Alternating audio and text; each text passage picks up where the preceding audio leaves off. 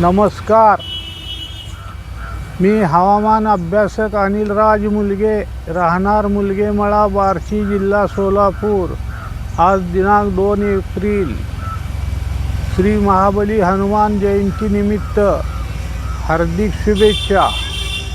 आज राज्यात हवामान ढगाळ व सूर्यप्रकाश असे राहील। आज राज्यात मध्यम वारे वाहतील, त्यापैकी दुपारनंतर कोकणात तसेच पश्चिम महाराष्ट्र, मराठवाडा, पश्चिम विदर्भ, खानदेश, नाशिक या दिलेल्या जिल्ह्यात किंवा दिलेल्या विभागात वाऱ्याचा वेग जास्त राहील। तसेच आज कोकणात तसेच मुंबई उपनगरात तसेच पुणे, सातारा, सांगली, कोल्हापूर तसेच बेळगाव जिल्ह्याचा पश्चिम भाग, सोलापूर जिल्ह्याचा पश्चिम भाग, अहिल्यानगरचा पूर्व भाग तसेच बीड, परभणी, हिंगोली, जालना, संभाजीनगर, नाशिक, धुळे, नंदुरबार, जळगाव, बुलढाणा, अकोला, अमरावती, वाशिम, यवतमाळ तसेच नांदेड जिल्ह्याचा उत्तर पश्चिम भाग या दिलेल्या जिल्ह्यात काही ठिकाणी वादळी वाऱ्यासह, विजासह, ढगाच्या गडगडाटासह कुठे हलका ते मध्यम तर कुठे मध्यम ते मुसळधार पावसाची शक्यता राहील। बऱ्याच ठिकाणी गारपिटीची शक्यता राहील।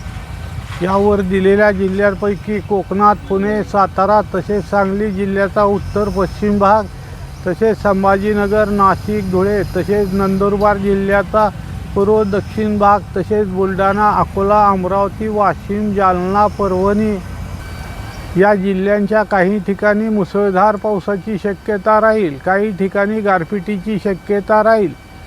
तसेच सोलापूर व नांदेड या जिल्ह्यांचा पावसासंबंधी दिलेला भाग सोडून या जिल्ह्याच्या इतर भागात तसेच धाराशिव, लातूर, चंद्रपूर, गडचिरोली, गोंदिया, भंडारा, नागपूर, वर्धा, डहाणू, पालघर या दिलेल्या जिल्ह्याच्या काही ठिकाणी जर अचानक स्थानिक वातावरण तयार झाले तर त्या भागापुरता वादळी वाऱ्यासह, विजासह, ढगाच्या गडगडाटासह पावसाची शक्यता राहील। तसेच बार्शी तालुक्याच्या पश्चिम भागात वादळी वाऱ्यासह, ढगाच्या गडगडाटासह पावसाची शक्यता असून तालुक्याच्या पश्चिम भाग सोडून इतर भागात जर स्थानिक वातावरण तयार झाले तर त्या भागापुरता थोडा वेळ वादळी वाऱ्यासह, ढगाच्या गडगडाटासह पावसाची शक्यता राहील।